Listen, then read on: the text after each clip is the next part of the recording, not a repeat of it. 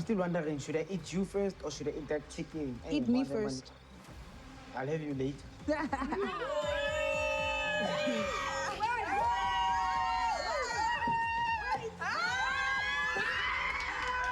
These people in Villa Mujolo were on this show to show off and show out. I think the only two people, well, it was only one person who was behaved, and that was Lynn. Everybody else was living large and balling out. With Clayton, I don't know why we didn't get to see much of him, whether it was deemed inappropriate or whether he just didn't misbehave, but I think he must have done something, and I don't know why we didn't get to see it.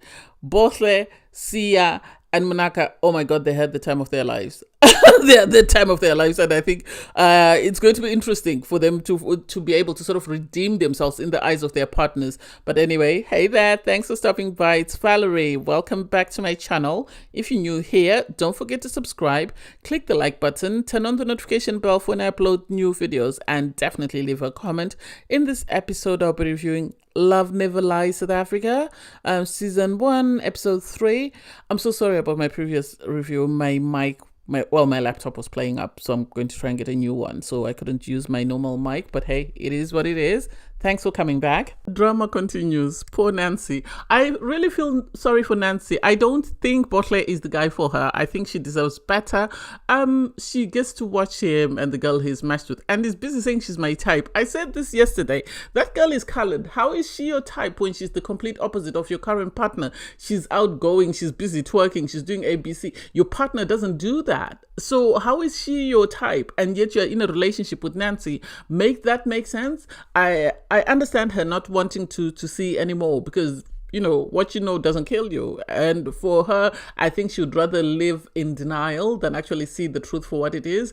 When she went back to the group, she said, you know, if he loves her and wants to be with her, I love him enough to let him go.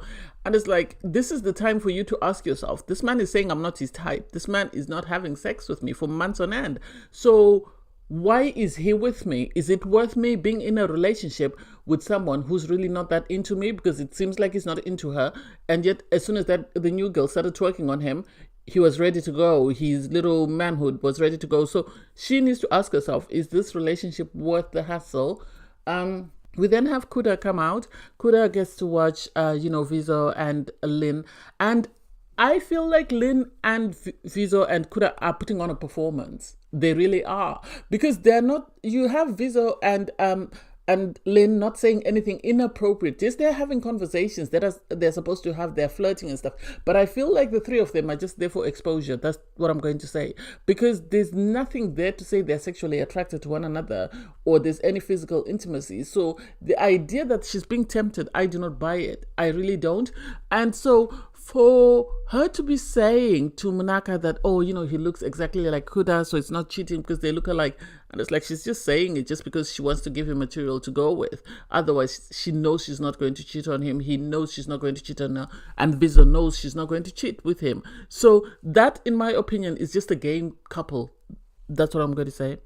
Let the mess continue. So next up we have Wilfred. Wilfred comes out and he gets to see what Clayton's been up to.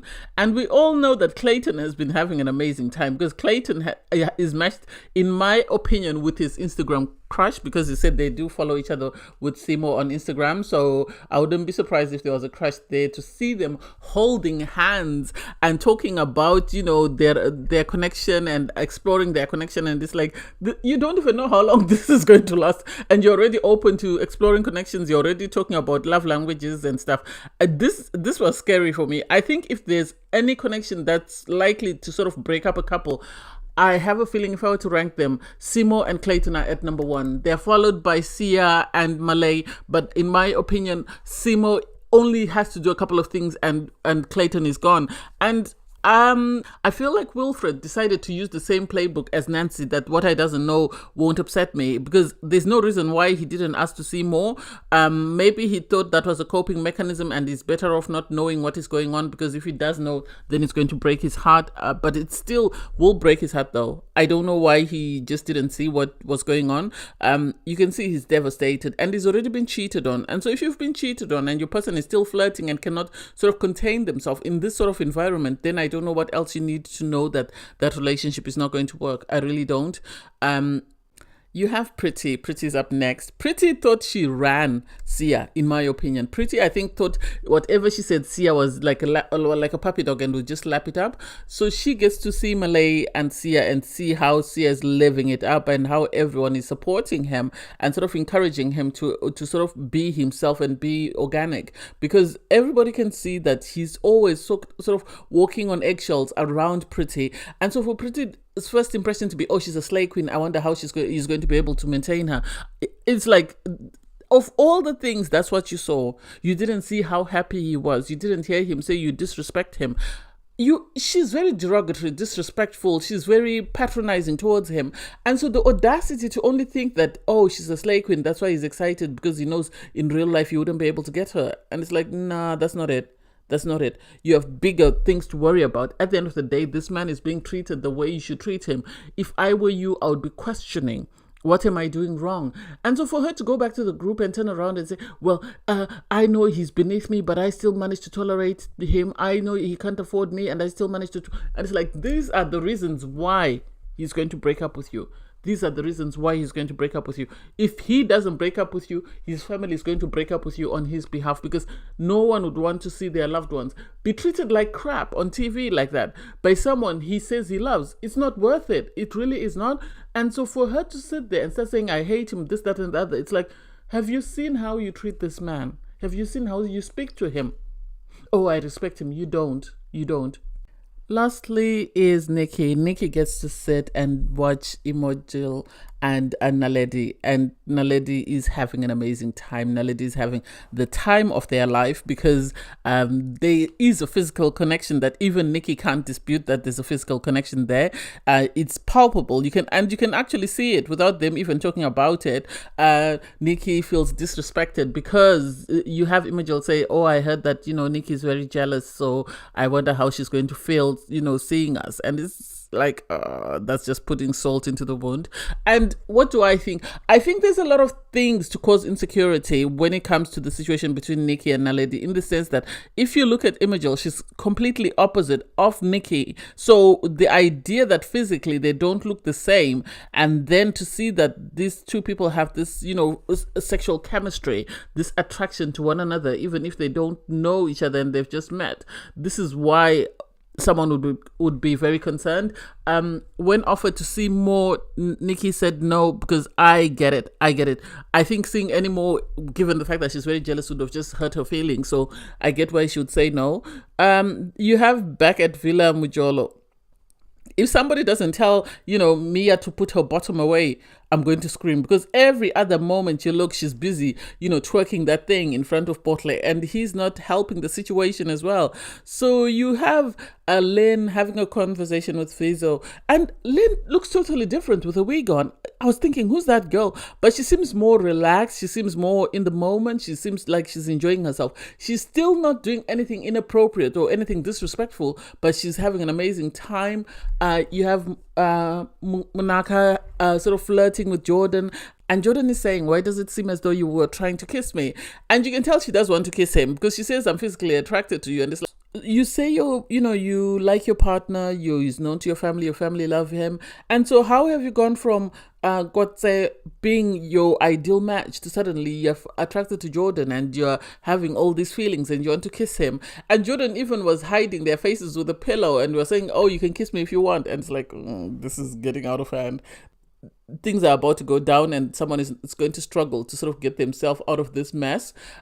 You have Botle and Mia. Mia is busy massaging him and twerking on his bum, and it's like, oh my god, this man, he was lying to us that he can go for 2 months without having sex. It looks like he's about to have sex every other moment with Mia. And then, oh my god, Sia is living it up. Sia is living it up, and Malay is not helping situations, because they're flirting and they're sort of talking about, oh, do you want a massage? And she went, no. And then the next thing, you have Sia calling out for, body shot. they have Malay laying on the kitchen counter, and the way that little man jumped from the floor onto the counter and was busy taking shots off that girl's body. It's like he's a totally different beast from the person who walked in. When he walked in, he was this very reserved person, this very quiet person, this very attentive person to his partner, and would just do anything and everything she asked him to do. So to see that side of him is like, oh my God, he needs someone who's going to moderate him, let him be quiet, and also let him be loud, and that way he's not too much of either. And I think neither girl is good for him at this point. I swear, this show is about to give me a migraine because it's too much. It's too many things coming at the same time. When you're trying to digest something, something else happens. So you have Pretty venting to Nikki about the fact that she feels like, she's being asked, do you think your relationship is over? And she says, well, he's disrespected me, so I don't know how we can come back from this. And it's like, well, you've been disrespecting him as well. It's not like, you haven't disrespected him. You've spoken to him like you're speaking to your child. You've made him feel like he's less than, and you continue to say that, oh, my ex is handsome, he's taller than him, he's more of a man than him. So if your ex is all that, why are you not with your ex? Why are you not with your ex? Why are you going along with this little man that's shorter than your ex and that's not man enough like your ex? Make it make sense? I don't get it.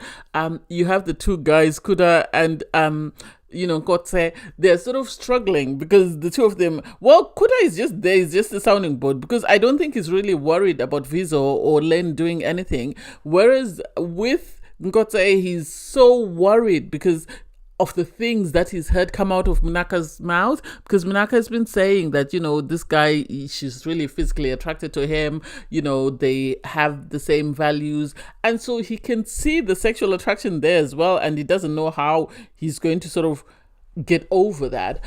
He then vents again. You then have, Nkotse and Pretty having a conversation. Pretty is still upset because she feels like, she's done everything to support Sia and she's tried to make him a better man. And so for Sia not to see this or recognize this, she doesn't understand. Nkotse is upset because he feels like, Munaka shouldn't be praying with Jordan because that's something that's intimate and something that happens just before sex.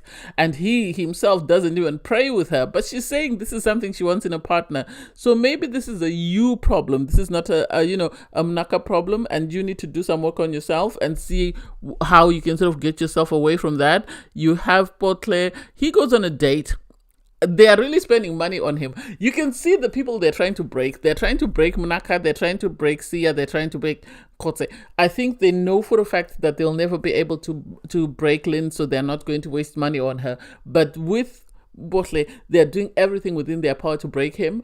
So he goes on his date. He really is talking about how important it is to like someone and how important sex is. And it's like, well, you don't do that with your partner. So please keep quiet. You don't do that. So please stop lying to us. You have a cutesy date between, Munaka and Jordan. They are really getting along. They really are getting along. And if there's a couple that I think is going to first break, I feel like it's going to be them. We barely get to see Clayton. I don't know whether it's because there's nothing happening with Clayton, but with Munaka, Botle, and Sia, one of them is going to break. I have a feeling one of them is going to break. Munaka had this conversation with Malay where they were talking about, Nkotse, and she was sort of being very evasive about her partner, and then eventually brought up his name. And turns out he's been on a date with Malay, and Malay was sort of bringing up things about him that sort of resonated with Munaka, because she said, he's someone who is so selfish, he's someone who's self-centered, someone who wants other people to see what he's up to or get approval from everybody around him. And so I don't know whether Munaka's behavior or some of the things she's doing are because of that, or whether she's just someone who's open to exploring connections with other people, because it seems like Jordan is a better match for her. But then at the same time, Jordan could be showing her a representative of himself. He could be maybe way worse than, Gotse. So she needs to be careful and needs to tread lightly. You have, Potle in the bedroom. This girl, Mia, has really twerked. I wonder where they got her from. I don't know whether she's trying to audition for dance, to being one of those video vixens, or whether she's auditioning to be a dancer. I don't get it, because every time you see her, she's twerking on this man. He ran the shower for her and she was stripping on camera, not even waiting for the cameras to go away. She took everything off, and I was like, oh my god, this girl is doing a bit too much. Anyway, in the morning, you have Millie come back, and Millie reveals that the singles have to leave the villa now. It's time for them to go. So they all sit down and have conversations, and it's a moment of reflection, and you can see that everyone is reflecting on the person they were matched with. Obviously, Mnaka is sad that Jordan is going, but he's shown her a different way she wants to receive love, and so it's a matter of her now sort of finding out, is that what she wants, the new type of love, or does she want to stay in her current relationship and work to see if she can get the type of love that she's sort of become accustomed to from Jordan. And so I don't know how that's going to play out. You have Clayton sort of saying goodbye to Seymour. They are happy. We haven't even seen their connection. I don't know this because they haven't done anything, or whether they did, whatever they did was inappropriate, so it wasn't good for TV. I don't know why we didn't get to see that. We have Vizo and Lynn. They agree that it was a platonic connection because of his friendship with Cuda, and it's like we all knew that. Sia is heartbroken. He's trying to arrange a date in future with Malay, and it's like, oh my god, this young man, he needs to buckle up because Pretty's coming back. Imogel and Naledi, you can tell, is feeling some type of way.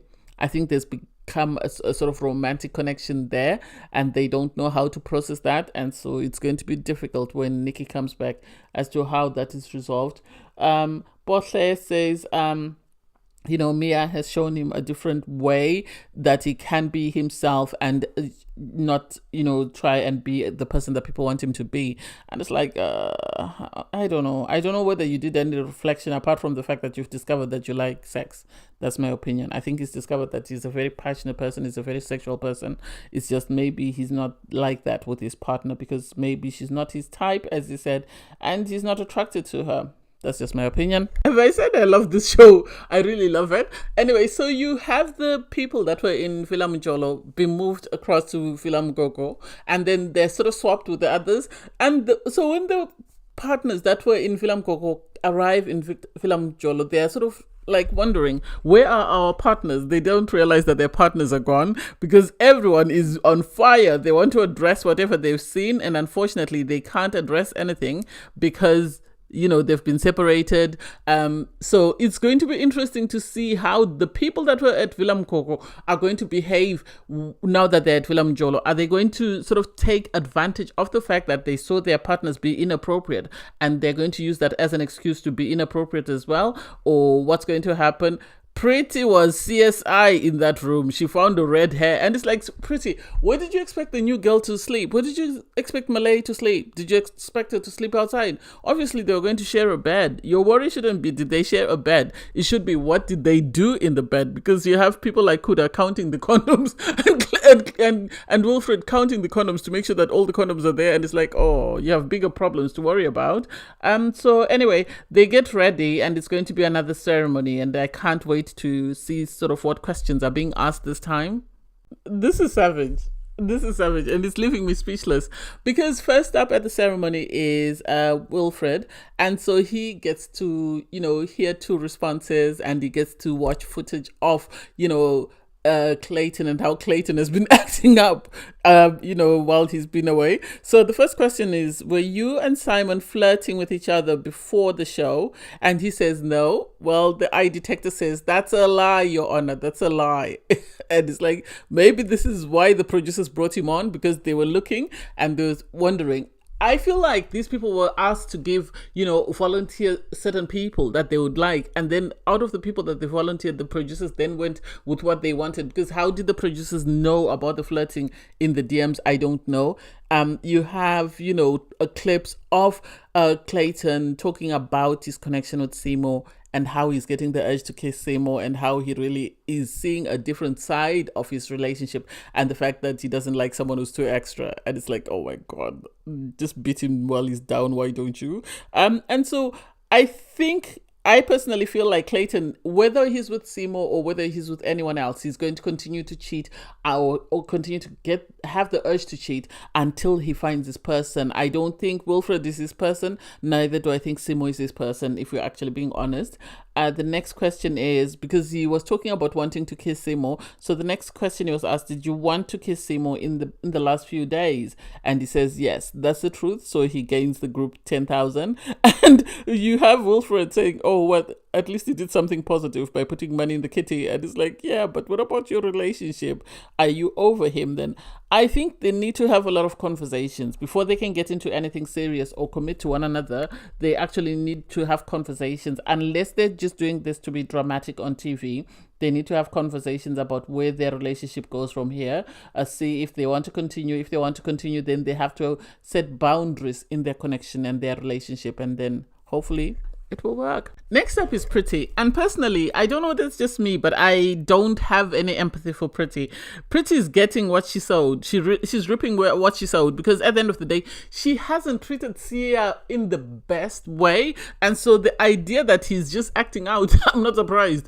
So you have Sia having a conversation with Munaka and Alan, and they're sort of saying to him, you know, you are a different version of yourself now that Pretty is not here, because when Pretty was around, we were afraid to talk to you because you always seemed like you were living in her shadow and you couldn't do anything without her say so. And so you are a different man now. And he agrees to that. And you can see that Pretty is not happy. Pretty is not happy. Because she keeps insisting that, you know, he lacked self-confidence. He was always relying on me. He always made me feel like he would never leave me. So I'm surprised that he's breaking promises. And it's like, the way you treated him, he's realized that he's actually a valuable person. You made him feel worthless. You made him feel like he was the scum of the earth. He's found people that are actually uplifting for him in the way you should have been, people that are caring, empathetic, compassionate, and understanding, and people that are sort of encouraging the best within him. So this is why he feels this way, and sadly, this is why you feel the way you do, because you didn't treat him the way you should have. Anyway, so first question is, do you feel emasculated by Pretty? That one, even Stevie Wonder could see that was going to be a yes, and that was the truth. Everyone could see that. Even the person who came out with the question knew that, because if he had said no, then that was a lie. And so I'm not surprised that it's a yes. Pretty feels some type of way because she feels she hasn't emasculated him. And it's like, we've been watching you. Go home and watch the show and see how you treated him and understand why you lost him, because you didn't treat him though. I'm not saying she should be bowing down to him at whatever, but she should treat him the way she would want to be treated, the way she would want the male members of her family treated by the woman they're in a relationship with. And so for her to treat him terribly while she's reaping what she sowed, the next question he's asked is, would you rather be with Malay instead of Pretty? And he says no, and it says it's a lie. That's because Malay treated him very well. She really did. And she was sort of empowering to him. They did show clips of him flirting with Malay and sort of talking about a kiss. And you could see everybody couldn't believe that this was the same Sia they left at Villa Mujolo, because he was a totally different beast. They showed him, you know, taking a body shot. They showed him talking about Malay and how he felt.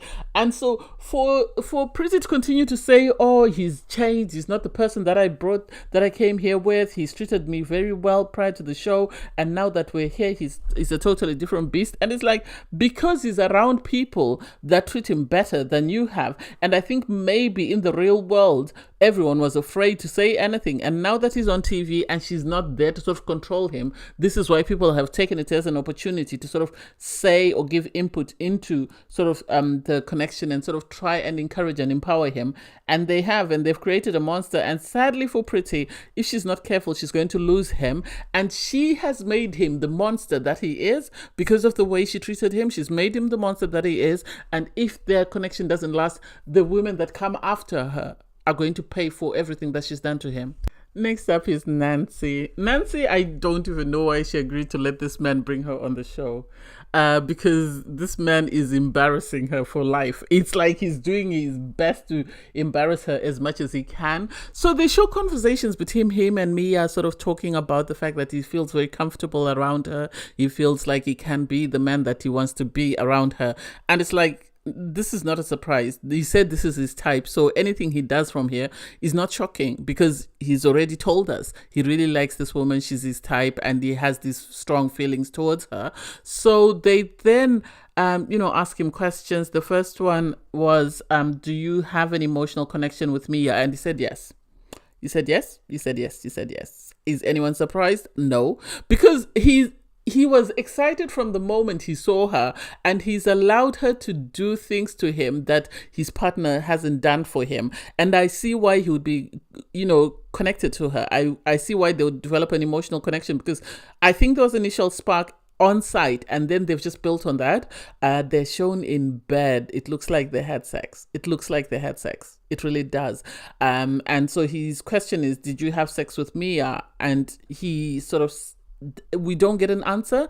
And I don't know why they keep giving us a cliffhanger on Nancy. Is it because she's the one who's going to be the most devastated out of this whole bunch, or what? Make it make sense? I don't even know why we even need to see. I think Cuda knows is good, but the moment it was shown that Botley was having sex in bed, oh my God, everyone was devastated. They didn't know where to hide, because at the end of the day, this man has been going for 2 months with his partner without having sex.